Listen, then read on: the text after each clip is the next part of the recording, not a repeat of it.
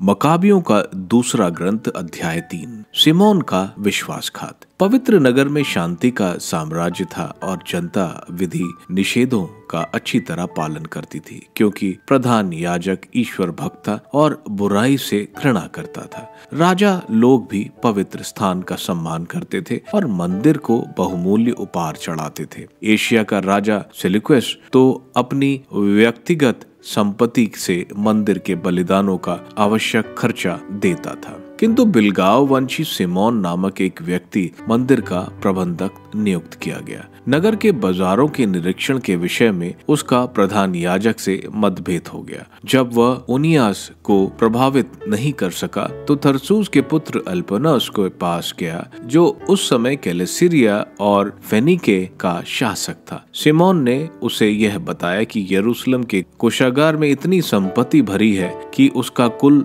जोड़ निकालना असंभव है और बलिदानों के खर्चे से उसकी कोई तुलना नहीं है। उसने यह भी कहा कि वह संपत्ति राजा को दिलाई जा सकती थी। जब अल्पेनोस राजा से मिला तो कोष के संबंध में उसे जो कुछ बताया गया था उसने वह सब राजा से कहा। राजा ने अपने प्रधानमंत्री हेलियोडोरस को बुलाकर उसे आज्ञा दी कि वह वहां जाकर वह संपत्ति जब्त करे। हेलियोडोरस तुरंत चल पड़ा। उसने यह बहाना किया वह कैलेसिरिया और फेनिकी के नगरों के दौरे पर जा रहा है, लेकिन सच तो यह था कि वह राजा का उद्देश्य पूरा करने गया। यरूशलेम में हेलियोडोरस जब वह यरूशलेम पहुंचा तो नगर के प्रधान याजक ने सद्भाव से उसका स्वागत किया। हेलियोडोरस ने बताया कि उसने क्या सुना है और यह भी स्पष्ट किया कि वह क्यों आया है। उसने पूछा कि सुनी हुई बात कहाँ तक सच है। प्रधान याजक ने उसे बतलाया कि यह कोष विधवाओं और अनाथों का है और इसका कुछ भाग टोबियास के पुत्र हिरकनस का है, जो एक बड़ा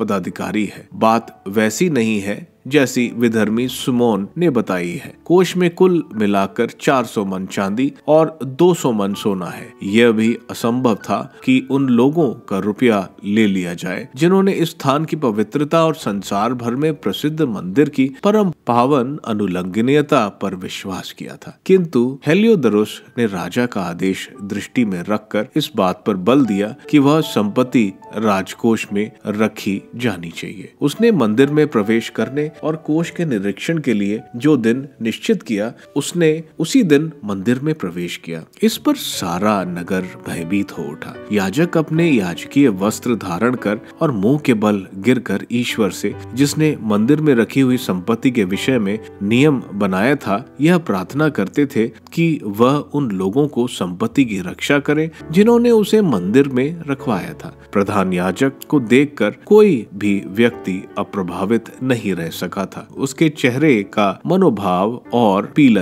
रंग उसकी आत्मा का दुख व्यक्त करता था। वह अत्यंत भयभीत था और उसका शरीर इस प्रकार कांप रहा था कि जो भी उसे देखता वो समझ जाता कि उसके हृदय में कितनी तीव्र वेदना है। लोग बड़ी संख्या में अपने घरों से निकलकर सामूहिक प्रार्थना में सम्मिलित हो जाते थे, जिससे मंदिर का अपवित्रीकरण नहीं हो पाए। स्त्रियां छाती के नीचे टाट के कपड़े पहनकर गलियों में एकत्र हो जाती थी। लड़कियां जो प्राय घर के अंदर ही रहती थी, अब झुंड बनाकर मंदिर के फाटकों या दीवारों की ओर दौड़ती या खिड़कियों से बाहर देखती थी। सभी स्वर की ओर हाथ पसार कर प्रार्थना करती थी। यह दृश्य कितना करुणाजनक था। सभी लोग मुंह के बल गिरकर प्रार्थना करते थे और प्रधान याजक भावी अनिष्ट की आकाश से अत्यंत व्याकुल था। जिस समय सभी प्रार्थना कर रहे थे कि प्रभु उन लोगों की संपत्ति की पूरी रक्षा करे जिन्होंने उसे मंदिर में रखवाया था, उस समय हेलियोडोरस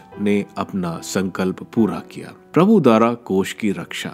जब वह अपने अंगरक्षकों के साथ कोष के पास पहुंचा तो आत्माओं का सर्वशक्तिमान प्रभु उसके सामने इतनी महिमा के साथ प्रकट हुआ कि जितने लोगों ने मंदिर में प्रवेश करने का साहस किया था, वे सभी ईश्वरीय तेज के सामने अशक्त और निरुत्साह हो गए। उन्होंने सुसज्जित घोड़ों पर एक भयानक आकार वाला घुड़सवार दिखाई पड़ा। वह घोड़ा हेलियोडोरस पर टूट पड़ा और उसने उस पर अपनी अगली टापों से प्रहार किया। घुड़सवार सोने का कवच पहने था, भड़कीले वस्त्र पहने दो अत्यंत बलवान और सर्वांग सुंदर नवयुवक दिखाई पड़े। वे हेल्दियोडोरस के दोनों ओर खड़े होकर और उसे निरंतर कोड़े लगाते हुए मारते थे। हेलियोडोरस अचानक जमीन पर गिर पड़ा। उसकी आंखों के सामने गहरा अंधकार छा गया। तब उसे उठाकर एक तख्ते पर रखा गया। जब वह दलबल और अंगरक्षकों के साथ उपर्युक्त कोष के पास पहुंचा था, अब अशक्त होकर बाहर ले जाया जा रहा था। उसने ईश्वरी सामर्थ्य का अनुभव किया। वह ईश्वरी सामर्थ्य के प्रभाव के कारण बोलने में असमर्थ होकर पड़ा रहा और उसके बचने की कोई आशा नहीं थी। हेल्दियोडोरस की प्राण रक्षा। उधर लोगों ने ईश्वर को धन्यवाद दिया जिसने अपने मंदिर की महिमा की रक्षा की। वह मंदिर जो अभी अभी भय और आतंक से आच्छादित था, अब हर्ष और उल्लास से गूंज उठा, क्योंकि सर्वशक्तिमान प्रभु वहां दिखाई पड़ा था। हेलियोडोरस के कुछ साथियों ने ओनियास से तुरंत यह निवेदन किया कि वह सर्वोच्च प्रभु से प्रार्थना करे जिससे वह मरणास्त्र हेलियोडोरस का जीवन प्रदान करे। राजा कहीं यह ना सोचे कि यहूदियों ने हेल्दियोडोरस को छल कपट से मारा है, इसलिए प्रधान याजक ने उसकी प्राण रक्षा के लिए बलिदान चढ़ाया। प्रधान याजक अभी प्रायश्चित बलि चढ़ा ही रहा था कि उसी समय हेल्दियोडोरस को वे दोनों नवयुवक वही वस्त्र पहने दिखाई पड़े। उन्होंने उसके सामने आकर उससे कहा, तुम्हें प्रधान याजक ओनियास को बहुत धन्यवाद देना चाहिए, क्योंकि उनकी प्रार्थना के कारण प्रभु ने तुमको जीवन प्रदान किया है। ईश्वर ने तुमको दंड दिया, इसलिए तुमको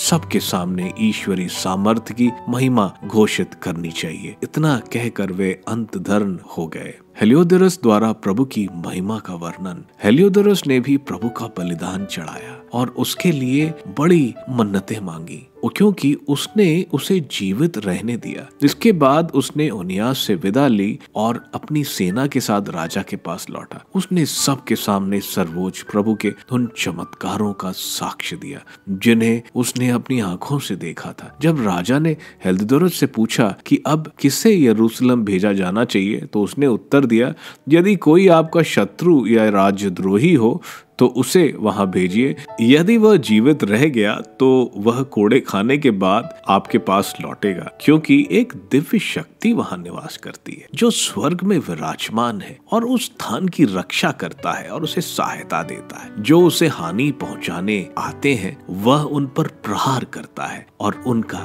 विनाश करता है। यह हेलियोडोरस और कोष की रक्षा का वृत्तांत है।